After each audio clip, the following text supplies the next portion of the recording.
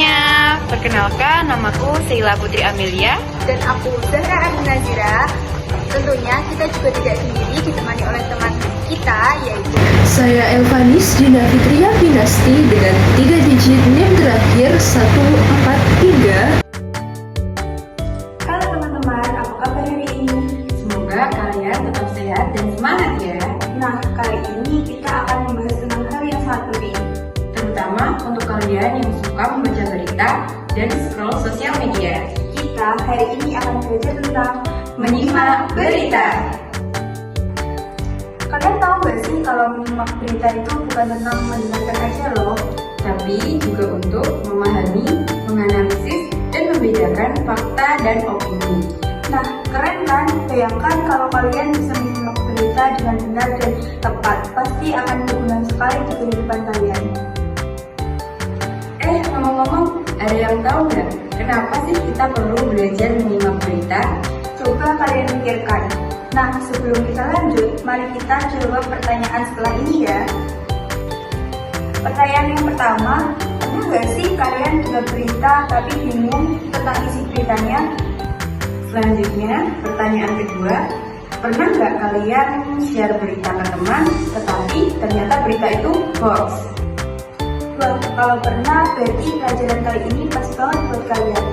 Karena setelah ini, kita akan belajar cara menyimak yang baik dan menjadi pendengar yang kritis. Yuk kita mulai! Apa saja sih tujuan dari pembelajaran menyimak berita ini? Baik, yang pertama ada memahami pengertian dan tujuan menyimak berita. Yang kedua ada mengidentifikasi isi pokok berita dan informasi penting. Dan yang ketiga, melatih kemampuan menyimak secara kritis dan efektif. Nah, yang pertama-tama kita akan membahas tentang apa sih pengertian menyimak berita itu. Menyimak berita merupakan proses menyimak secara aktif untuk memahami informasi yang disampaikan dalam berita. Setelah pengertian menyimak berita yang tadi, tentunya menyimak berita juga ada banyak manfaatnya loh, seperti kita dapat menambah informasi terbaru, kita juga dapat menambah wawasan, kita juga dapat melatih diri kita untuk berpikir kritis. Berita yang baik itu memiliki 5 ciri-ciri ini. Yang pertama, yaitu bersifat aktual, informasi terkini dan relevan. Yang kedua, bersifat faktual, berdasarkan fakta yang dapat diverifikasi. Yang ketiga, bersifat objektif, yakni tidak berpihak pada sudut pandang manapun. Yang keempat, menarik, mengandung unsur penting bagi masyarakat. Yang terakhir, yakni jelas, mudah dipahami oleh audiens. Berikut ini adalah sumber berita yang terpercaya. Yang pertama, adanya media massa seperti televisi berupa Kompas TV dan Metro TV, kemudian radio berupa RRI. Kemudian yang kedua, adanya media digital berupa portal berita online seperti Detikcom, BBC, dan CNN. Kemudian berupa media sosial resmi, institusi terpercaya. Dan yang ketiga, ada jurnal atau laporan resmi berupa dokumen pemerintah maupun laporan organisasi. Pastikan untuk menghindari berita dari sumber yang tidak jelas kredibilitasnya. Langkah-langkah dalam menyimak berita. Yang pertama, ada persiapan. Pastikan kondisi lingkunganmu tenang dan fokus pada berita tanpa sedikitpun gangguan. Yang kedua, menyimaklah berita tersebut dengan aktif. Dengarkan dengan penuh perhatian, pahami intonasi, nada, dan penekanannya. Kemudian yang ketiga, mencatat pokok-pokok berita. Catat poin-poin penting menggunakan konsep 5W1H. What's apa topik utama dari berita tersebut? Kemudian siapa saja pihak yang terlibat? Kemudian when, kapan waktu kejadian peristiwa itu terjadi. Kemudian where, di mana tempat kejadian tersebut terjadi. Dan why, mengapa berita tersebut terjadi. Dan yang terakhir how, bagaimana kronologi atau cara untuk mengatasi peristiwa tersebut. Dan yang keempat ada evaluasi. Analisislah kebenaran dan relevansi berita itu dan pastikan untuk memeriksa terlebih dahulu fakta-faktanya melalui sumber lain. Nah, kali ini saya akan berbagi tips menyimak berita dengan efektif. Yang pertama, pilih berita dari sumber terpercaya. Yang kedua, hindari multitasking saat mendengarkan berita. Yang ketiga, catat informasi penting untuk diingat. Yang keempat, lakukan pengecekan ulang untuk kebenaran informasi di media lain. Yang kelima, latih keterampilan menyimak dengan berbagai jenis berita. Berikut ini adalah hoax dan cara menghindarinya. Apa itu hoax? Nah, hoax merupakan informasi palsu yang disebarkan untuk menipu atau memanipulasikan opini. Nah, ciri-ciri hoax diantaranya yaitu mengandung judul yang sensasional atau mengandung unsur yang provokatif. Dan yang kedua, tidak menyebutkan sumber yang jelas. Dan yang ketiga, sering menggunakan foto atau fake video editan. Cara menghindari hoax diantara lainnya, pastikan kalian memeriksa sumber berita tersebut dengan jelas. Kedua, lakukan pencarian silang di media yang terpercaya. Ketiga, hindari menyebarkan berita sebelum memastikan kebenarannya.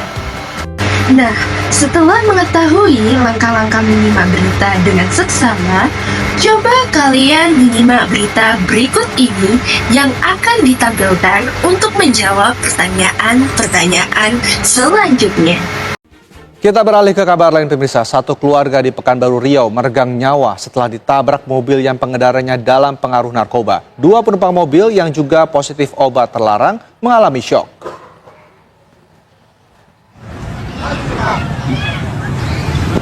Ya pemirsa, seperti inilah momen ketika LR dan rekannya yakni DI terguncang setelah mobil yang mereka tumpangi menabrak motor. Pengendara roda 2 bersama dengan istri dan anak korban tergeletak di jalan sudah tidak bernyawa. Mereka adalah Anton Sujarwo, Afrianti, dan putra mereka Aditya yang berusia 10 tahun. Peristiwa ini terjadi kemarin pagi ketika LR dan DI baru saja pulang dugem merayakan tahun baru.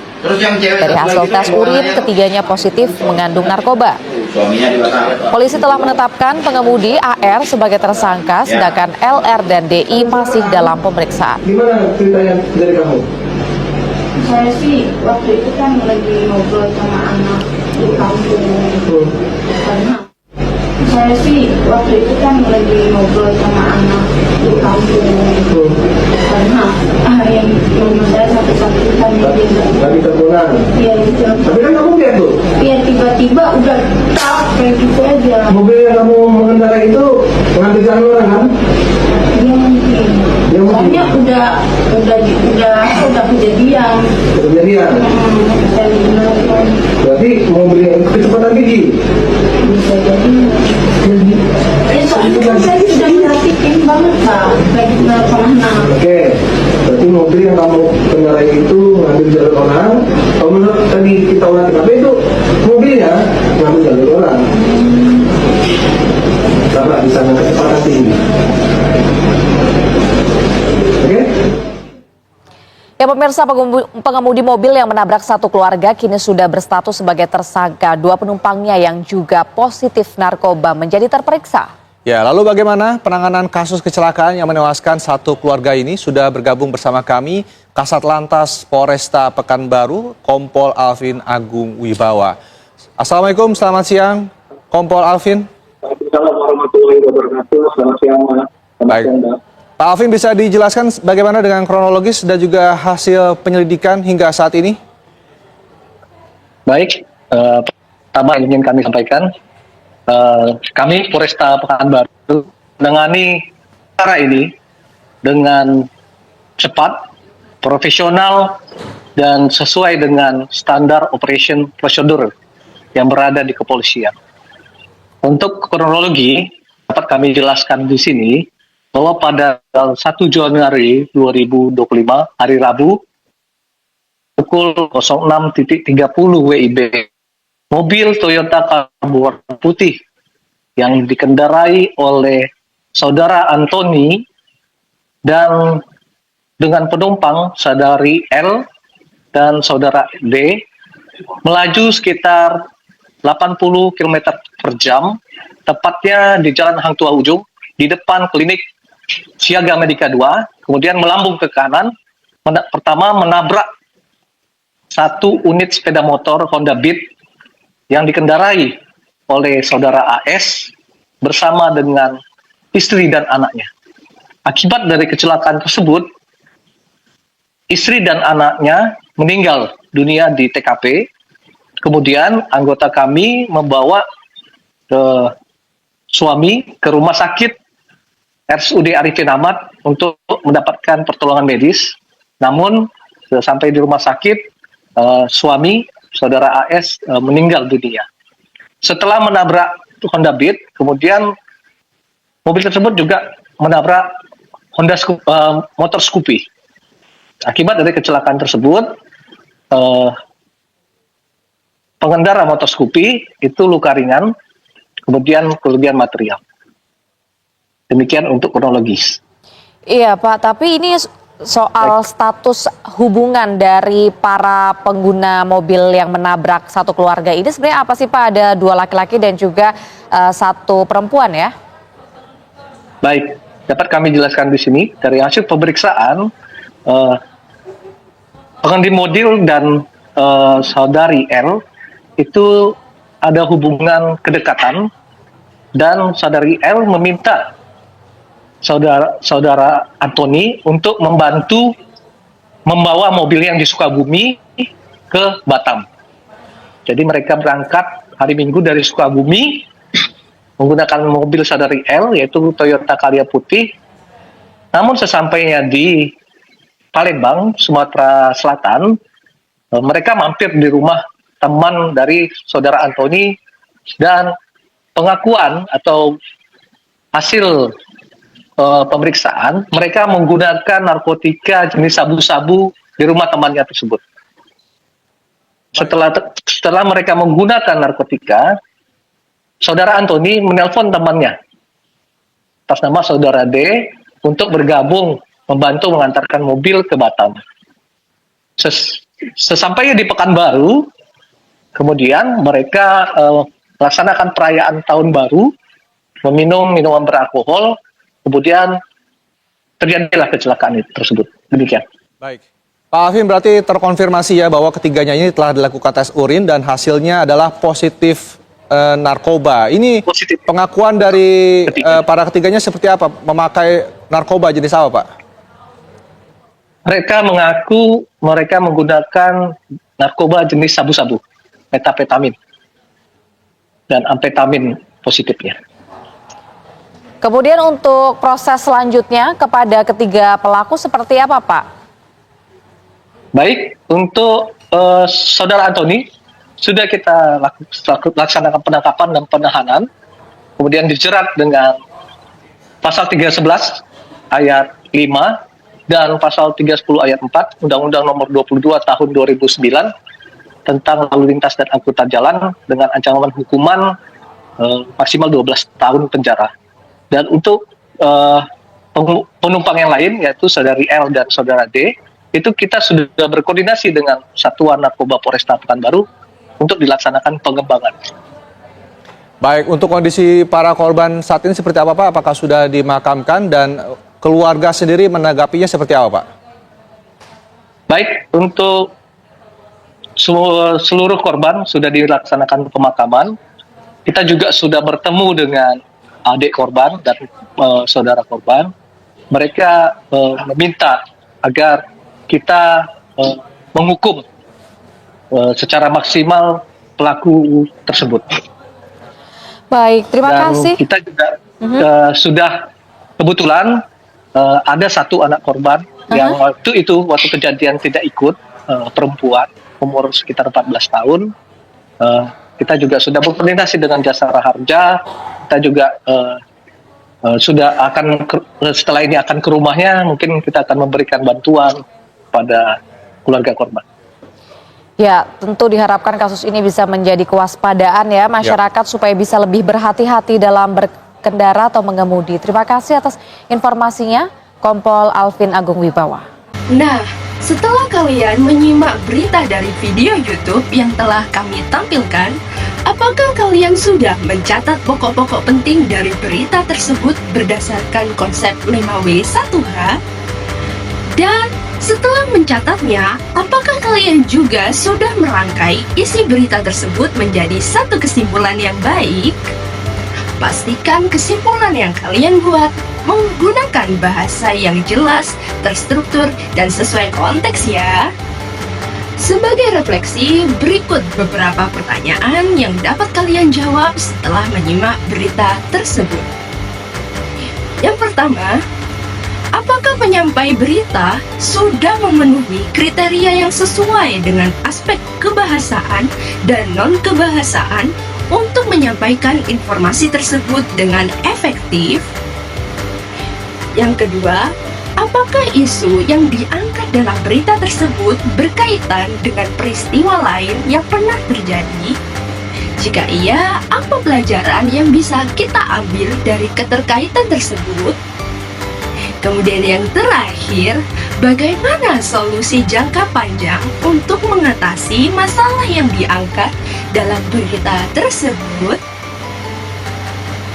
Baik, silakan renungkan dan diskusikan dengan teman-teman kalian.